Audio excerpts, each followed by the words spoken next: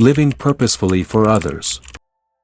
Have you ever wondered why, even after achieving everything you ever dreamed of, there's still a lingering emptiness inside? You climb the ladder of success, you chase your ambitions, you gather wealth, praise, and admiration, and yet, when night falls and the world grows silent, there's a faint, unshakable whisper from within. Is this all there is? There's a story told about a man, powerful, wealthy, celebrated by the world. On the outside, he seemed to have everything, but inside, his heart was a barren wasteland. He spent years chasing after every pleasure, only to find that each victory left him even more hollow than before.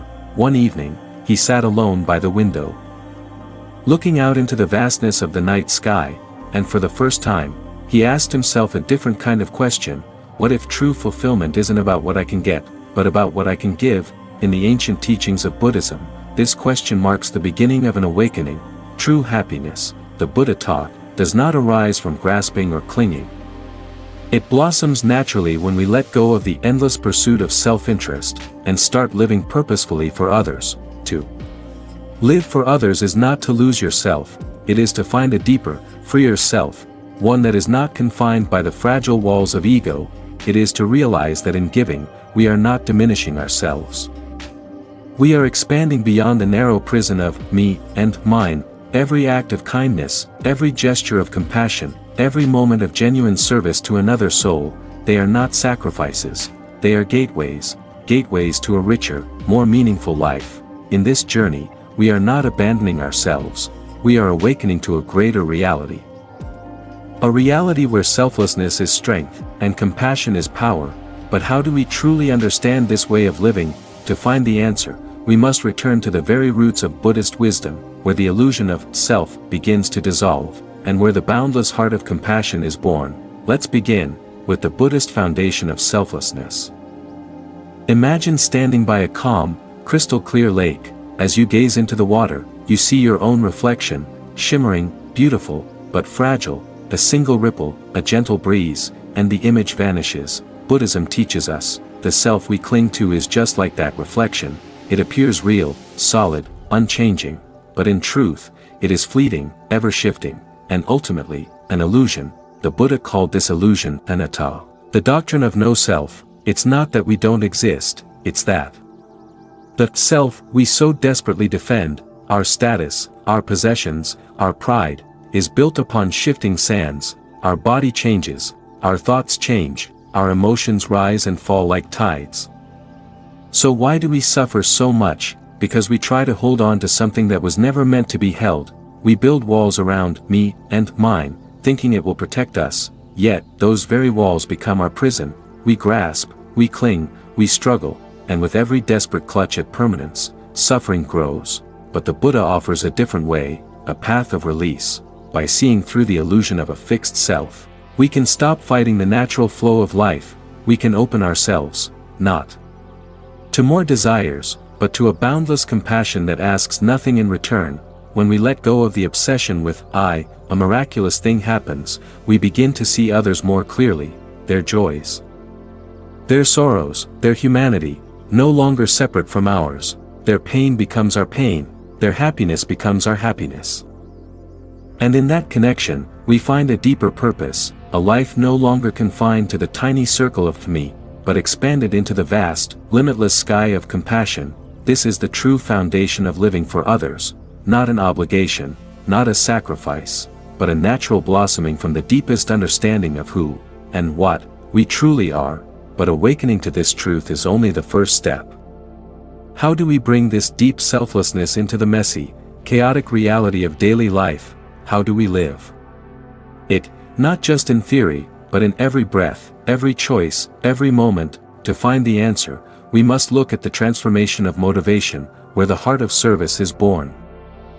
Understanding that the self is an illusion is a profound realization, but realization alone is not enough. It must be lived. It must seep into the very marrow of our choices, our actions, our way of being in the world. Most of us begin life driven by one simple question: what can I get? We seek success, love, recognition, believing that the more we accumulate, the happier we will be. It is not wrong to desire happiness, But when happiness is pursued only for the self, it becomes strangely elusive, like chasing our own shadow under the fading light of dusk. The great transformation happens when the question shifts from, what can I get, to, what can I give? This is not a surrender. It is a liberation, because when the heart opens toward genuine service, a new kind of joy arises, a joy that does not depend on praise, rewards, or outcomes. In Buddhism, this shift is called bodhicitta, the awakened heart. It is the pure motivation to live, speak, and act for the benefit of all beings, without any hidden agenda, without seeking credit, without clinging to the fruits of our actions. Imagine giving, simply because giving itself is beautiful. Imagine serving, simply because another's happiness feels as natural as your own heartbeat. In this state, kindness is no longer a strategy, it becomes your very nature. The transformation of motivation is not about forcing ourselves to be good. It is about uncovering the natural goodness that has always been there, hidden beneath layers of fear, insecurity, and self-centeredness. When we act from this place of genuine service, even the smallest gesture, a smile, a helping hand, a silent prayer, becomes an act of cosmic significance. In giving freely, we touch the timeless truth: there is no true separation between myself and others. But in a world that constantly rewards self-promotion, how do we cultivate and protect this precious, selfless motivation? How do we keep our hearts open, even when faced with ingratitude, cynicism, or hardship? The answer lies in living purposefully every day, turning ordinary moments into extraordinary acts of meaning. Imagine if every breath you took, every word you spoke, every step you walked, could become an offering, an invisible thread woven into the vast tapestry of life, stitching connection, compassion, and joy into a world that so desperately needs it.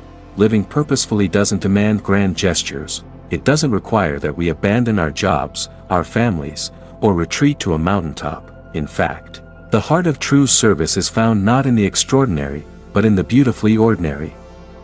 Washing the dishes can be an act of mindfulness and care. Answering an email can carry kindness and patience.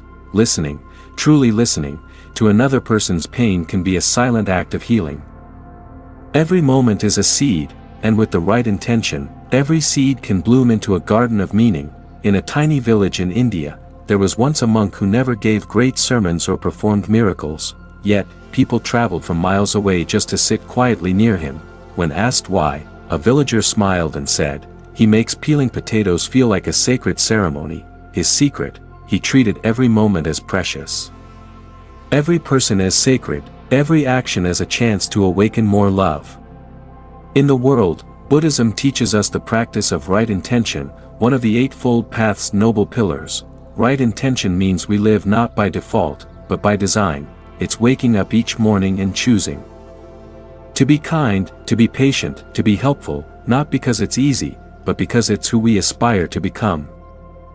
And even when we stumble, because we will, we simply begin again. Purposeful living doesn't ask us to be perfect, it invites us to be present, to see every ordinary moment as a doorway to the extraordinary. When we shift our view, sweeping the floor becomes a blessing for those who will walk upon it. Cooking a meal becomes an act of nourishing both body and soul. Smiling at a stranger becomes a silent gift that may ripple farther than we will ever know. In truth, there is no small act when done with great love.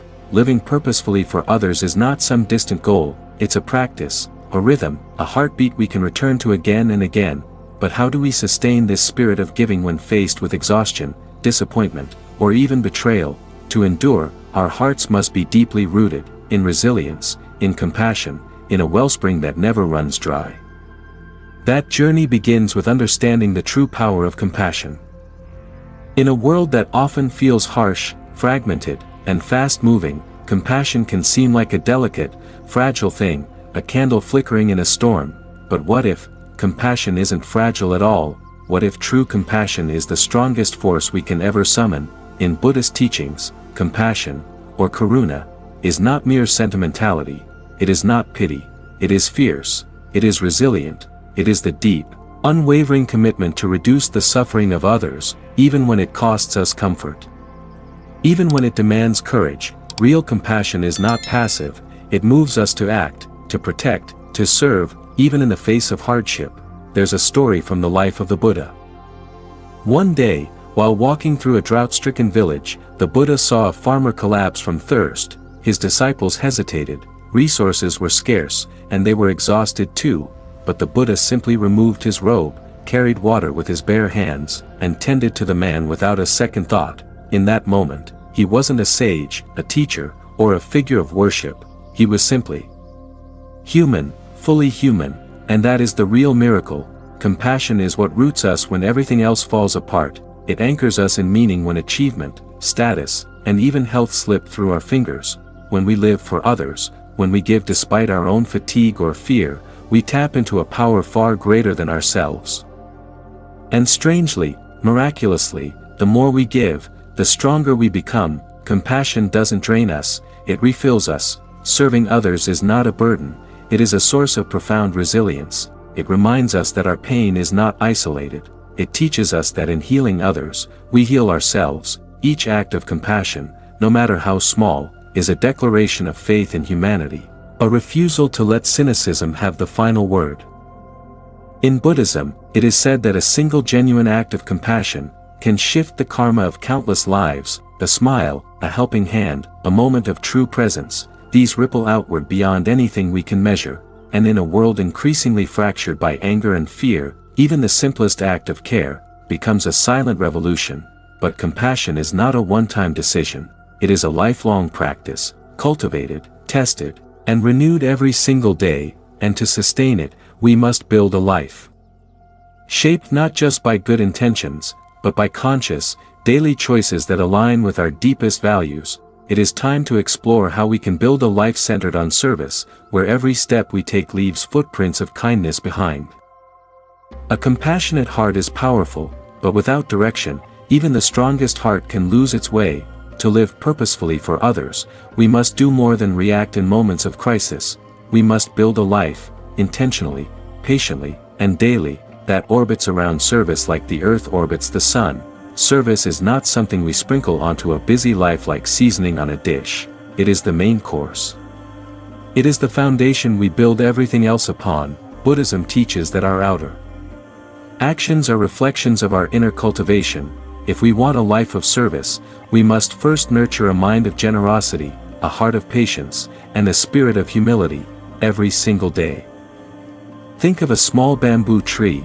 For the first several years after it is planted, nothing seems to happen above ground, but underground, an intricate network of roots is growing, spreading wide and deep.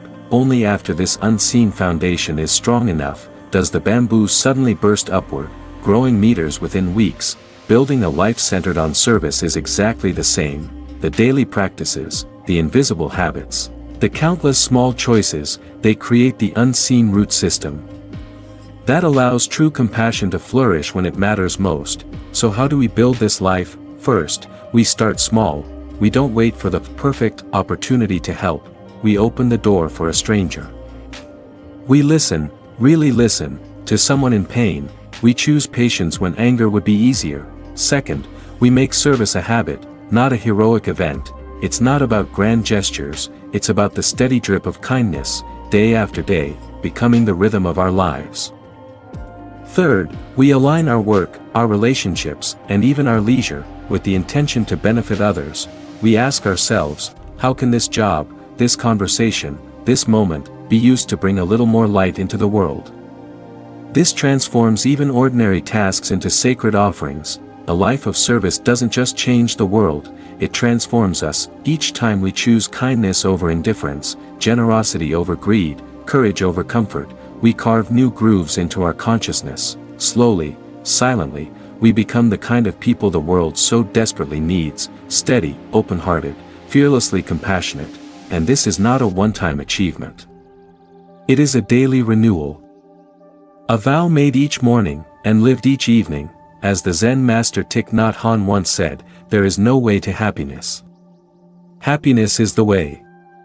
In the same way, there is no distant destination called a life of service. Service is the path itself. Walk it, step by mindful step, and every day becomes a living prayer. And so now, standing here, heart awakened, purpose ignited, we are ready to complete this journey. Let us step into the final reflection. the legacy of living for others, planting seeds beyond our lifetime. A life lived for others is never forgotten. It leaves footprints, not in the sand, but in the souls of countless beings.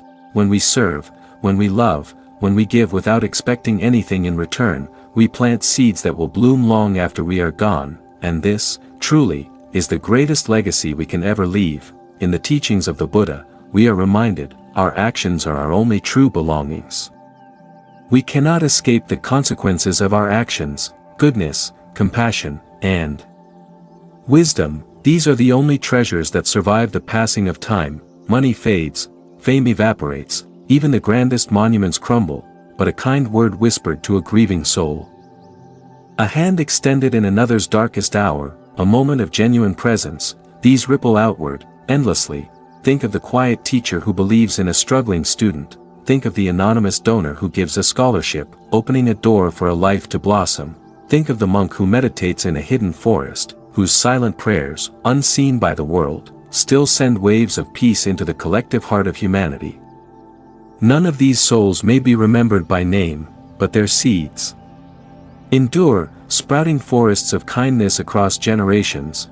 And so now, dear friend, the question quietly arises, what seeds are we planting? Every word, every thought, every choice, they matter. Every small act of compassion is a gift we offer to a future we may never see. Living for others is not about sacrificing who we are, it is about discovering who we truly are. It is in giving that we touch the essence of life itself. It is in serving that we find the meaning we were searching for. We are not here merely to consume life, we are here to illuminate it. As the great Thich Nhat Hanh once said, because you are alive, everything is possible. You are alive, you are breathing.